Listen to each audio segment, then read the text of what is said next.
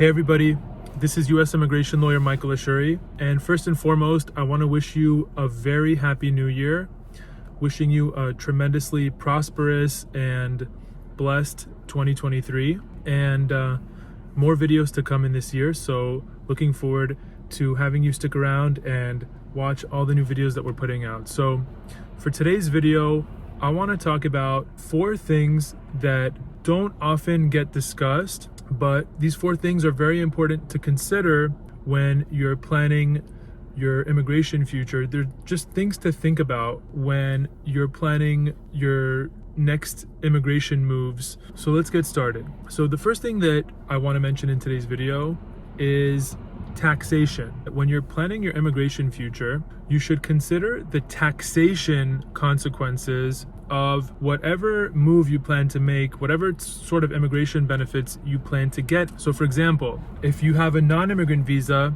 it may be taxed differently potentially than if you have a green card or citizenship to the United States. And those tax consequences may be very important for you to consider if you're earning income abroad outside of the United States, etc. So point number 1, and the first thing that I want to mention in today's video, is taxation consequences. Whenever you're planning your immigration moves to the United States, you should consult with a CPA, an accountant, or a tax attorney to understand how whatever you plan to do in the United States, whatever sort of immigration benefits you plan to receive, how those will impact your circumstances from a taxation standpoint. So again, that's point number 1.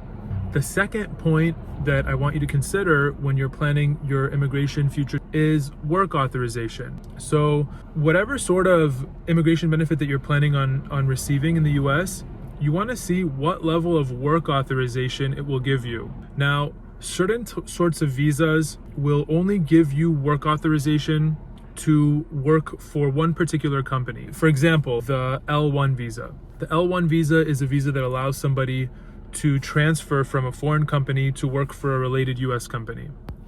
Now, the L1 visa only authorizes the beneficiary of that visa to work for the employer that's petitioning for them for that L1 visa. However, the spouse of that L1 visa holder can get work authorization to work for any company in the United States. So that's an example of an L1 visa. To contrast that with a green card allows somebody to work for any company in the United States. So whenever you're considering your immigration goals, you want to understand fully what level of employment authorization you're going to get based on that immigration benefit. And oftentimes, depending on that, it will certainly influence what sort of an immigration path you proceed with. So that's point number 2 to consider. Now, moving on to point number 3. So point number 3 is, what are your obligations to remain in the United States based on the immigration benefit that you're planning to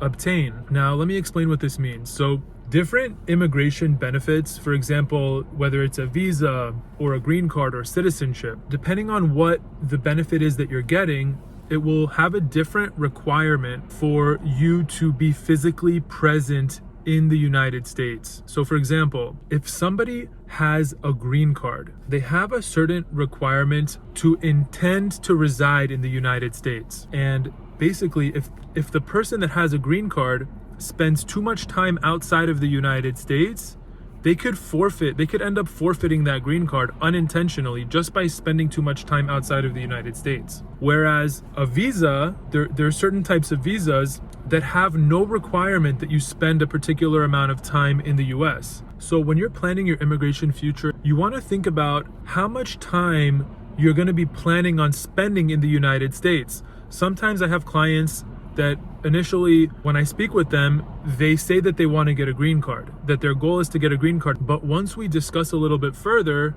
I find out that they have no intention of spending time in the United States. They plan to just visit periodically, but really they plan to remain outside of the United States. Well, again, as I mentioned earlier, once you have a green card, you're required to intend to reside in the United States. So if you spend too much time outside of the United States, you could forfeit your green card, and all that effort that went into getting the green card could be pointless. So again, Point number 3 is to consider how much time you plan to spend in the United States, as that will influence what option is most suitable for you. Now, lastly, point number 4 that I want you to consider is how whatever immigration benefits you're planning on getting to the United States will impact your citizenship that you have in any foreign countries outside of the United States. And what I mean by that is there are certain countries where if you gain citizenship, for example, to the United States, you lose citizenship to that other country. So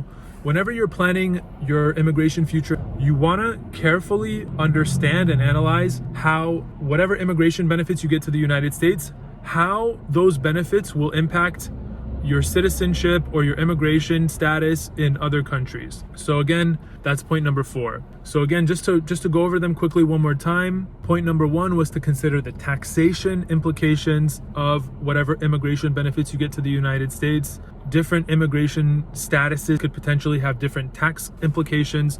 So you want to make sure to either speak with a qualified accountant or a taxation attorney to fully understand how whatever immigration benefits you're planning can impact you from a taxation standpoint. Point number 2 was your work authorization. As we discussed, different immigration benefits can come with different work authorization.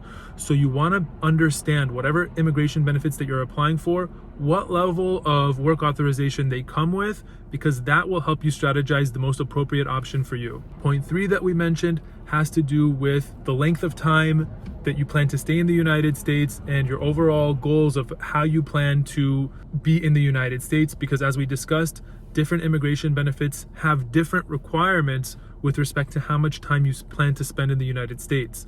So based on how much time you actually plan to spend in the United States, it will impact what the best option is for you from an immigration standpoint. And lastly, point number 4 that we discussed was for you to carefully understand how whatever immigration benefits you plan to get, how those benefits may impact your citizenship or your immigration status in other countries. So I hope you found this video very helpful. If you know anybody that could benefit from this information, please make sure to share this video with them. As always, thank you so much for tuning in, and I look forward to seeing you in the next video.